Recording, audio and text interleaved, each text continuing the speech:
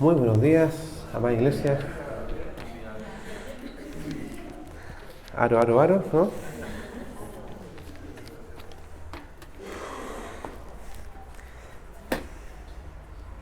Muy bien, hoy día estamos en el capítulo 8 de Josué, donde vemos que el Señor envía nuevamente a Josué y su pueblo a conquistar una tierra, una ciudad, la ciudad de Jai, o Ai.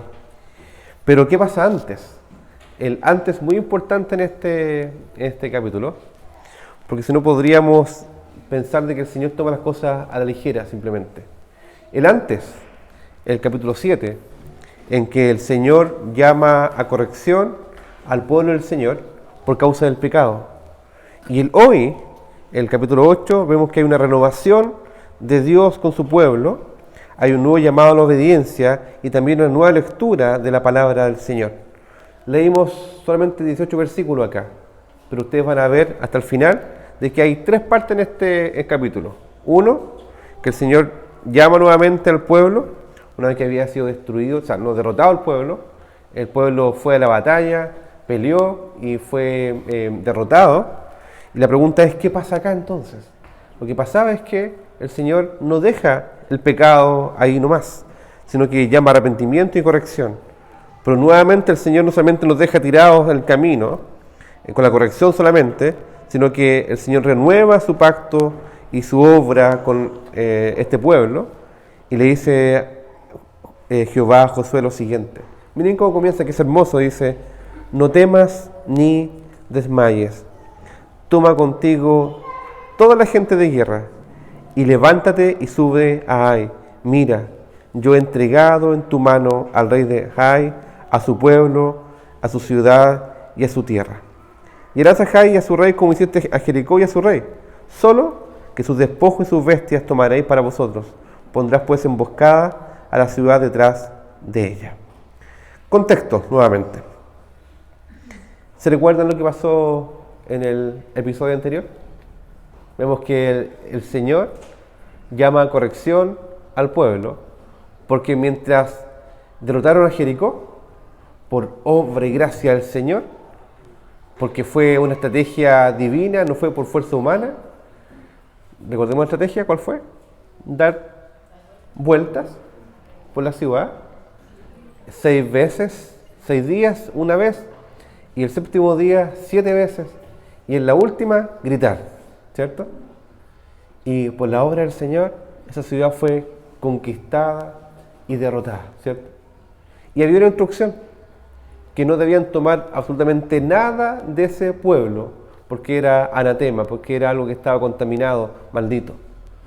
Nada debían tomar, ni siquiera dejar una pizquita, ni siquiera, oh, qué bueno este recuerdo que me estoy llevando. No se podía llevar nada. ¿Y qué pasó? Volvieron de la batalla y tenían que conquistar nuevamente a otra ciudad, la ciudad de Jai. Y vemos que al más puro estilo de Josué, mandó espías a ver la tierra, vieron la tierra y dijeron, ¿sabes qué? En palabras bien coloquiales, esto es pan comido. Ya lo hicimos una vez, lo logramos, empezaron a ver que la batalla era mucho más sencilla y dijeron, manda unos pocos nomás y vamos a arrasar, vamos a vencer. La semana pasada vimos que el gran error que tuvo este pueblo, unos grandes errores fueron 3. Uno, el despreciar la batalla, como si la batalla fuera sencilla de ganar, como si fuera ganable con las fuerzas y estrategias humanas, como si el Señor casi no intervino, o bien si el pueblo es débil, uno puede llegar y arrasar nomás. Es como dirían en el fútbol, chutear y abrazarse. Estaba dado. Era sencillo. ¿Y qué pasó? Despreciaron lo cruel de la batalla y fueron con unos pocos nomás. Por tanto, despreciaron al enemigo. También no fue que iban armados en el Señor, sino que además despreciaron incluso el poder del Señor y la autoridad del Señor, de que la batalla en realidad fue ganada exclusivamente, solamente por el Señor. Y fueron a la batalla. Y la historia fue distinta, pensaron que iban a ganar, que iban a arrasar. ¿Y qué pasó? Se tuvieron que devolver. Perdieron gente del ejército. Hubo caídos en el camino. Y tuvieron que devolverse avergonzados porque iban arrancando por las fuerzas de la ciudad de Jai. Y se preguntan entonces, ¿qué pasó acá? ¿Qué fue lo que pasó? Pasó que una de esas personas, Acán, había pecado en contra del Señor y se había guardado para sí un tesoro, que es un tesoro que estaba prohibido que debían tomar, pero más lo que hizo fue tomarlo. Y voy a recordar solamente para luego ir al contexto de este pasaje. Al desobedecer, Acán y su familia, el pecado que cometió no fue solamente uno, no fue solamente decir, guardé estos tesoritos debajo de la alfombra. No, al desobedecer estaba diciendo diversas cosas de su corazón. Que Dios no es su mayor tesoro. Que Dios no es digno de ser obedecido.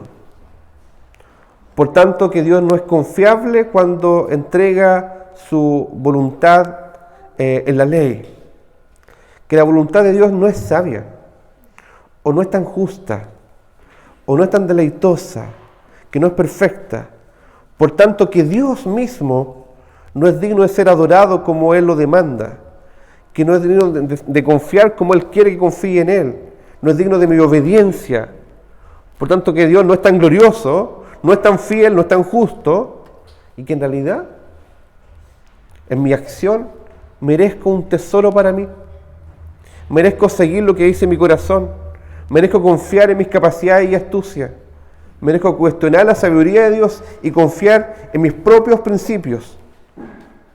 Lo que estaba haciendo acá era despreciar su sabia y justa sabiduría, o sea, providencia.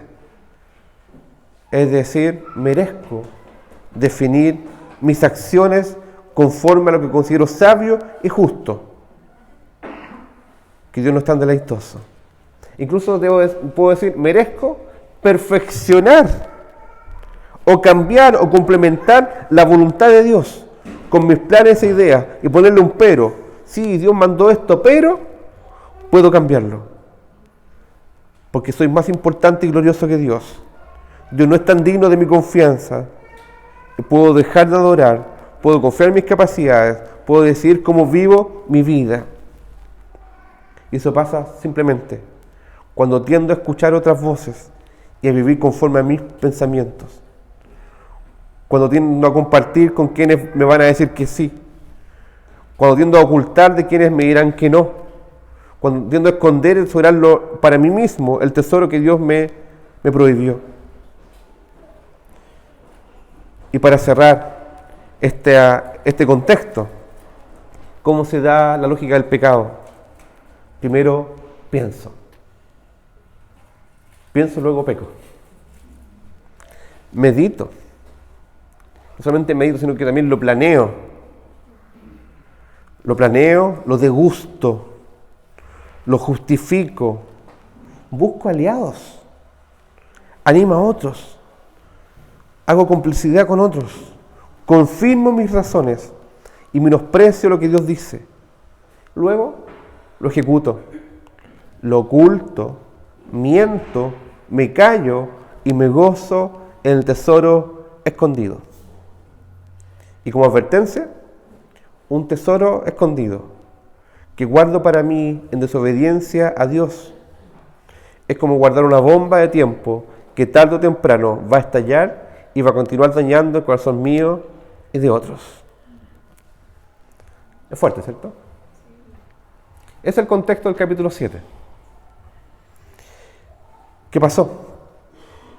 El Señor llama al pueblo y uno por uno, tribu por tribu, ciudad por ciudad, llegan hasta la persona que había escondido ese tesoro. Acán, junto con su familia. Y Josué lo enfrenta. Le dice, ¿qué has hecho? ¿Por qué has perturbado a este pueblo? Por causa de él había una caída del pueblo. Vemos que el pecado tiene consecuencias comunitarias también. No solamente me afecta a mí nomás, afecta también a otros. Afecta también a mi comunidad, a mi familia, como yo peco, como yo vivo mi vida. Afecta también a otros. Y el Señor le dice, da gloria a Dios. Oye, da gloria a Dios. Y lo que hace Acán, ya estaba pillado ya, pero lo que hace es confesar. Y confiesa de manera bien específica su pecado. Si esto fue lo que hice, esto planifiqué, esto ejecuté, esto pensé, lo deja ahí. En realidad está en tal lugar el tesoro, tómenlo. Y lo toman, lo entrega, restituye el pecado, y la consecuencia fue la muerte. Porque el pecado tiene como consecuencia la muerte. Y este versículo está ahí, este pasaje está ahí para advertirte de que si hay pecado oculto, la consecuencia final es la muerte. Quizás tú dices, pero yo sigo viviendo. Aquí sigo vivito y coleando. No, pero es la muerte espiritual. Y es al final de cuentas te lleva a destrucción. Hubo reconocimiento del pecado, hubo arrepentimiento, hubo confesión y también hubo aceptar la consecuencia del pecado, que en este caso fue incluso la muerte física. Y podríamos decir, llegando al capítulo 8, esto quedó hasta aquí. El Señor no siguió con este pueblo desobediente, el Señor lo dejó tirado en el camino, arréglense como puedan nomás, y la conquista hasta aquí nomás llegó. Pero lo bueno es que eso no sucede. De hecho, el Señor con su pueblo y contigo, con su iglesia, con tu familia, con tu corazón, no te deja tirado en el camino. Porque el que comenzó la buena obra la va a perfeccionar hasta el día de Cristo, pero tampoco te recoge así nomás para que sigas viviendo en pecado. Te dice, te llama la atención, te corrige, dice no más. Y cuando esto se restituye, como pasa en el versículo 26 del capítulo 7, dice, y Jehová se volvió del ardor de su ira. Y por esto aquel lugar se llama el Valle de Acor, hasta hoy, que significa turbación, significa ese valle. Pero Jehová dijo a Josué, ¿se recuerdan que vemos que Dios hace algo y el capítulo 7 comienza con un gran pero el hombre, hubo pecado, pero desobedeció, y ahora hay un nuevo contraste? Aun cuando hay un pero del hombre, el Señor sigue obrando. Y fíjense cómo parte este pasaje, dice, Jehová dijo a Josué, no temas ni desmayes. ¿Se recuerdan cuándo dijo eso Jehová a Josué? Capítulo 1. Lo que también le dice Moisés a Josué, antes de morir. Capítulo 1 el Señor le dice, le recuerda, no temas ni desmayes. Lo que yo comencé contigo, lo voy a terminar. Toma contigo toda la gente de guerra. Y aquí hay un cambio. Josué, no creas que la batalla está ganada por tu fuerza, por tu estrategia, por tu capacidad. Anda como te mandé, anda con toda la gente de guerra. La pregunta que uno podría decir, ¿y para qué va a ir contra gente de guerra si Dios puede dar 7 vueltas nomás? ¿Para qué van a ir todos armados y después 7 vueltas? Probablemente, y de hecho le dijeron, los consejeros de Josué le dijeron que no vaya toda la gente, ¿para qué vaya a estresarlos? ¿Para qué van a ir mejor dosifica las fuerzas? Es sabio Josué. Pero aquí le dice, anda con todos, con toda la gente de guerra. Y me gusta esto que dice, y levántate. Y levántate. Una vez que hay corrección, que hay llamado arrepentimiento, Dios no te deja tirado el camino, te dice nuevamente, no temas ni desmayes. Anda a la guerra nuevamente y levántate. ¿Has sentido alguna vez que estás tirado en el camino?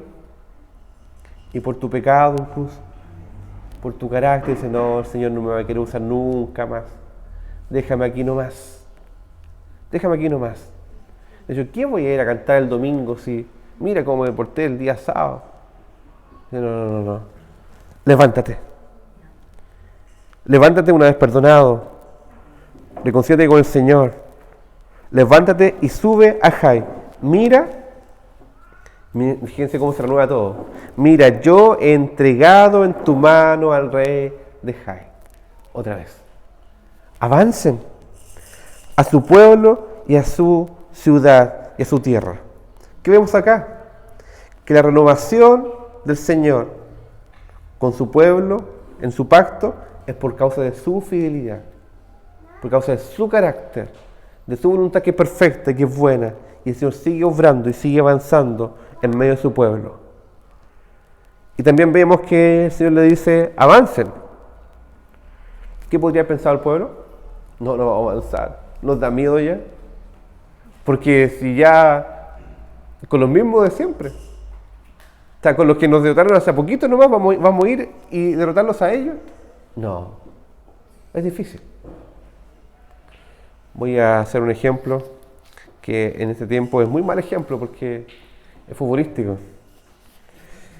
Muy mal ejemplo de Chile, ¿cierto? Algunos saben en la tabla de posiciones en qué lugar estamos, dicen, no.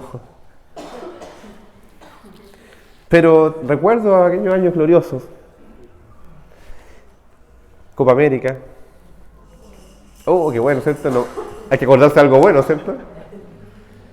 Llegamos a la final, penales, ¿cierto? Y era llegar y, wow, celebrar.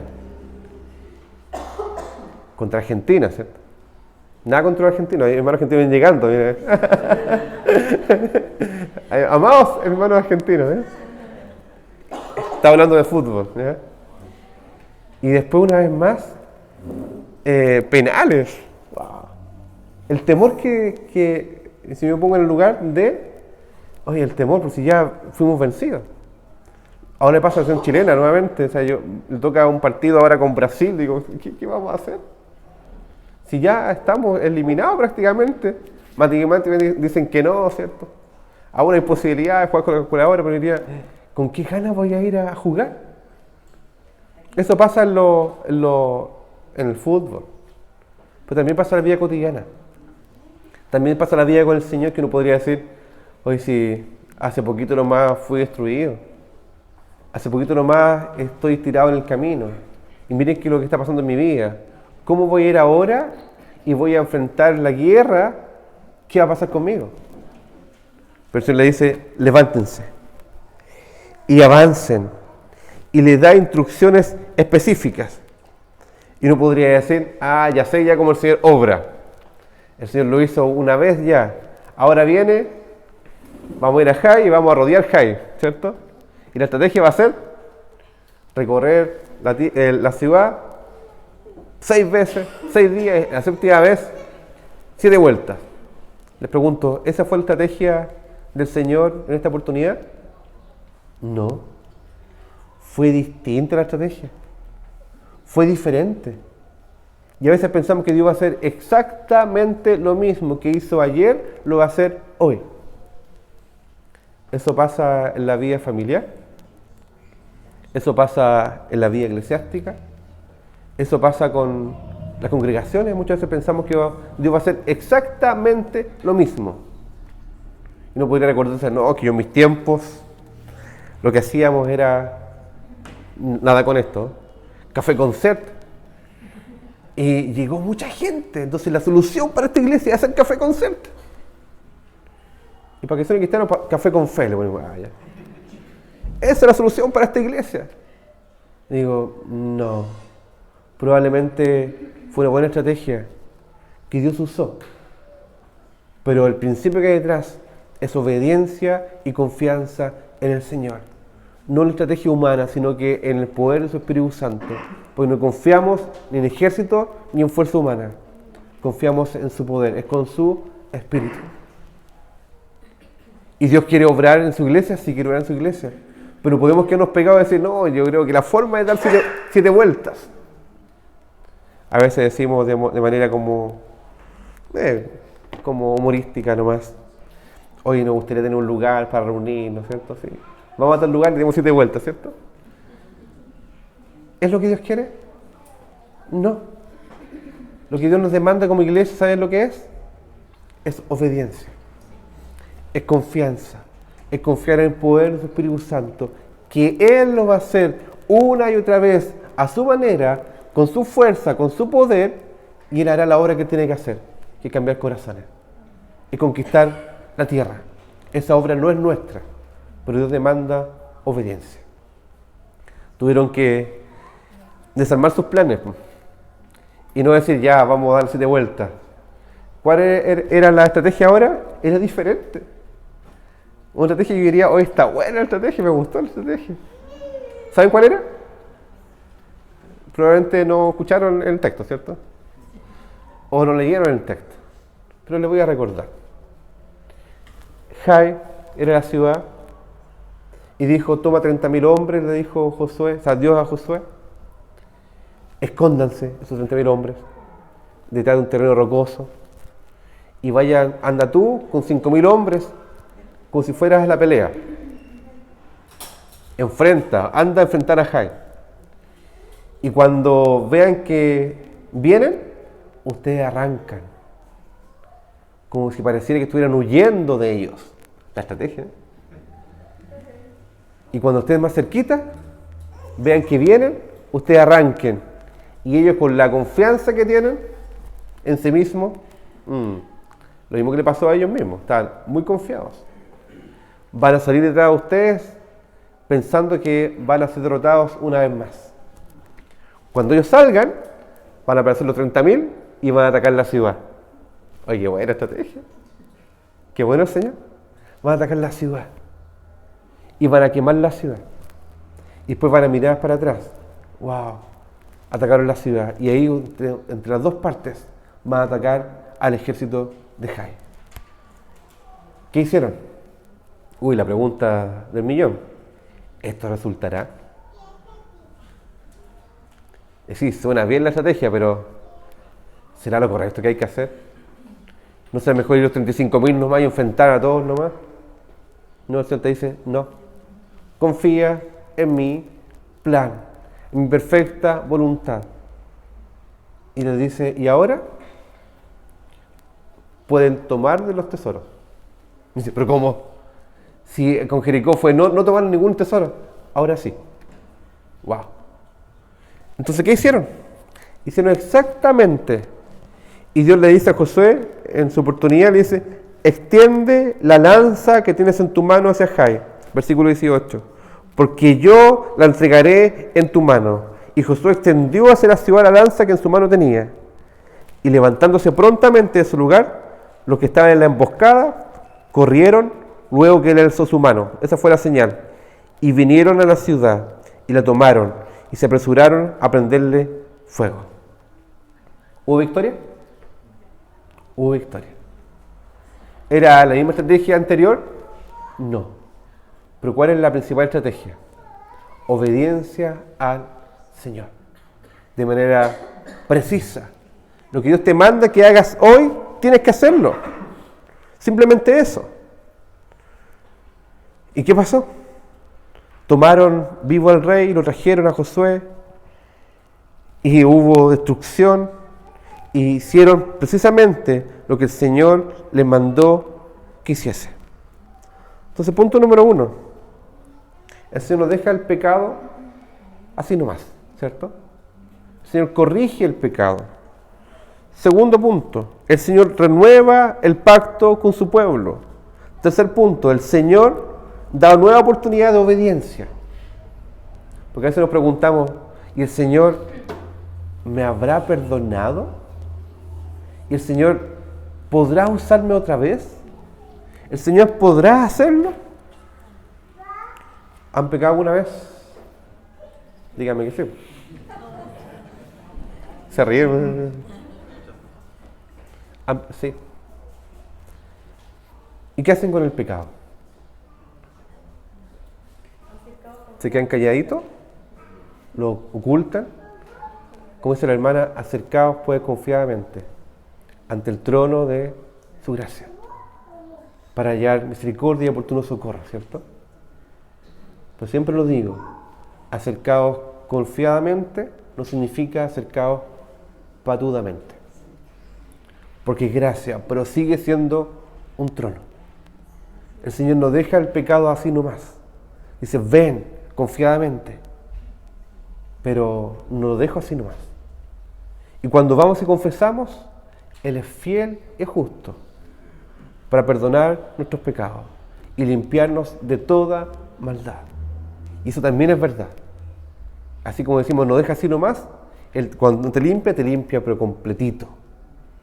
Te deja limpiecito, te deja impecable delante del Señor. Nada te separa del amor de Dios, que es en Cristo Jesús, Señor nuestro. Pero a veces nosotros dudamos, ¿y el Señor me habrá perdonado? Y decimos, perdóname, Señor. Y después, 5 minutos después, pero perdóname, Señor. Después, 1 hora después, ¿y me perdonaste, Señor? ¿Y en verdad estoy perdonado? ¿De verdad, Señor? Señor, ¿en serio estoy perdonado? Y seguimos. Pero el Señor te dice claramente, confesad vuestros pecados. Porque Él es fiel y justo para perdonar cada uno de nuestros pecados. Él trata con el pecado. Lo trata de manera definitiva y perfecta. Por tanto, por un lado, Él te perdona, pero empieza corrigiéndote y te restaura a una nueva relación con Él. Y vemos acá que te dicen una vez más, no temas ni desmayes, porque Jehová tu Dios está contigo, ¿cierto? Y te da una nueva oportunidad de obedecer. Obedecer precisamente como Él te manda que obedezcas. Hay un juego que uno tira unos dados, ¿cierto? Y llega uno y dice, vuelve a la partida. ¿Sí? ¿Han jugado? Y cuando el Señor tiene la oportunidad de decir, vuelve a la partida. Y puede comenzar a hacer las cosas bien. Vamos a hacer las cosas bien, no arreglo chasquillas. Pues somos expertos a veces en arreglo chasquillas. Y Dios nos perdona, te salvó de una grande, te perdonó, te restauró, te levantó, vamos adelante. Y uno dice, ahora sí voy a hacer las cosas bien. Cerrando el ojo, ¿cierto? Hagámoslo bien. Hagámoslo como el Señor manda. Como el Señor lo quiere. Seamos obedientes. Obedientes a lo que el Señor te está mandando hoy. Y vemos que Josué se levantó muy de mañana, ¿cierto? Se levantó. Y se levantó muy de mañana. Como vinieron ustedes hoy día a la iglesia, ¿cierto? Muy de mañana, sí. Y pasó revista al pueblo. Y subió él con los ancianos de Israel delante del pueblo contra Jai. Y toda la gente de guerra que con él estaba subió y se acercó. Llegaron delante de él a la ciudad y acamparon al norte de Jai, y el valle estaba entre él y Jai. Y tomó los 5.000 hombres y los puso en la emboscada entre Betel y Jai, al occidente de la ciudad. Y se dispusieron así, todo el campamento al norte de la ciudad y su emboscada al occidente. Habían 2 batallones. Y cumplieron exactamente la estrategia del Señor. ¿Qué pasó? Antes, que alguien se apresuró y tomó para sí lo que no debía tomar. Y eso afectó al pueblo. No solamente él y su familia, sino también a todo el pueblo. ¿Qué pasó después? Hartas emociones. Porque primero conquistaron Jericó. Maravilloso. Después fueron a Jai. Arrancaron. Y ahora van y nuevamente triunfan. ¿Qué pasa con ese corazón? Muchas emociones juntas. Así como montaña rusa. ¡Qué bien! ¡Oh, caímos! ¡Y qué arriba! Esto otro. Pero el Señor los llama al centro de la adoración. Vemos el versículo 30 al 35 que dice, entonces Josué edificó un altar a Jehová, Dios de Israel, en el monte Ebal. Esto no es por nuestras fuerzas. Esto no fue porque fuimos buenos estrategas No fue porque eran hábiles las personas 30.000 o los 5.000. No, esto fue por el Señor. Y a recordarles lo que está pasando hoy es gracias a la obra del Señor. Y adoramos al Señor. Eso calma nuestro corazón. Lo aquieta de ansiedad, de temores, de autosuficiencia, de autocompasión. Te dice, no, anda, para tus emociones, edifica un altar a Jehová, anda y adora a Dios. Y como Moisés, siervo de Jehová, lo había mandado a los hijos de Israel, como está escrito en el libro de la ley de Moisés, edificaron un altar de piedras enteras, sobre las cuales nadie alzó hierro, y ofrecieron sobre él holocaustos a Jehová, y sacrificaron ofrendas de paz. Es bueno detenerse y adorar al Señor. Con todas tus emociones de hoy, anda y adora al Señor. ¿Identificaste tus emociones de hoy? ¿De ayer? ¿De la semana? ¿La identificaste ya? Para. Anda y ofrece una adoración al Señor. Y después dice, también escribió allí sobre las piedras una copia de la ley de Moisés, las cuales escribió delante de los hijos de Israel. Anda, enfócate en Dios y enfócate en su palabra. Porque su palabra te va a renovar el entendimiento. Renovar tu entendimiento. ¿De quién? De quién es Dios y su carácter, de su voluntad buena, que es agradable y perfecta, y además de las obras del Señor, que el Señor sigue obrando en medio de su pueblo, en ti, en tu familia. Eso va a recobrarte la lucidez, porque a veces perdemos lucidez. Las emociones que estás teniendo dan cuenta de falta de lucidez en el Señor, que hemos despreciado la batalla, o la hemos descartado quizás, o hemos dejado de ver quién es Dios, su carácter, su voluntad y sus obras. Y por tanto tendemos una vez más a caer en pecado. Y fíjense lo que pasa acá. Y todo Israel, con sus ancianos, oficiales y jueces, estaba de pie a uno y otro lado del arca, en presencia de los sacerdotes levitas que llevaban el arca del pacto de Jehová, así los extranjeros como los naturales. Estaban todos delante del Señor, escuchando la palabra del Señor. Después de esto, leyó todas las palabras de la ley, las bendiciones y las maldiciones, capítulo 27 de Deuteronomio, conforme a todo lo que está escrito en el libro de la ley. Y fíjense lo que pasa acá. No hubo palabra alguna de todo cuanto mandó Moisés que Josué no hiciese leer delante de toda la congregación de Israel, de las mujeres, de los niños, de los extranjeros que moraban entre ellos. Fue maravilloso. Le hago un paréntesis. Estamos leyendo en reunión de oración los días miércoles por medio el libro de Nehemías. Y llegamos a la porción en que el pueblo descubre nuevamente la ley del Señor. Y lo comienzan a leer. Y cuando la leen, tiempo que no pasaba esto. A veces pasa con tu vida, tiempo que no lees la palabra del Señor. O tiempo que no eres expuesto a la palabra del Señor. Cuando la leyeron, se compungieron de corazón, se arrepintieron, lloraron, buscaron al Señor y dijeron, esto es. Les volvió la lucidez, una vista espiritual.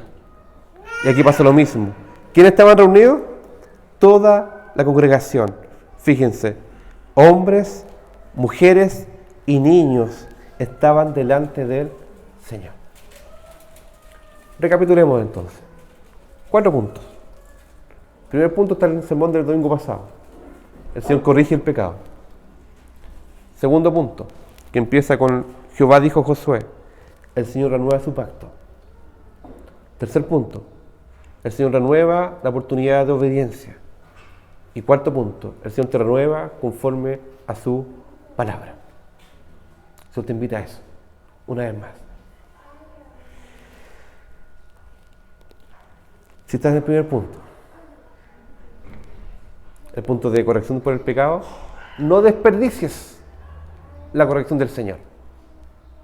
Aprovéchala, profundiza, busca lo que el Señor está hablando de tu vida, busca arrepentimiento genuino y verdadero, y busca hacer las cosas realmente bien.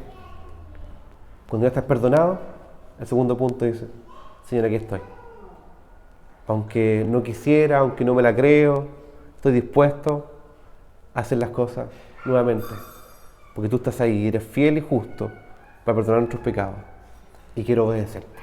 Disponte a la obediencia, pero no vayas solo.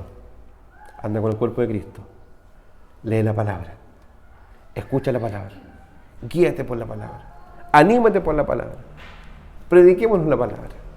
Eso nos va a sostener en esta obra del Señor. Los invito a ponerse de pie y a orar.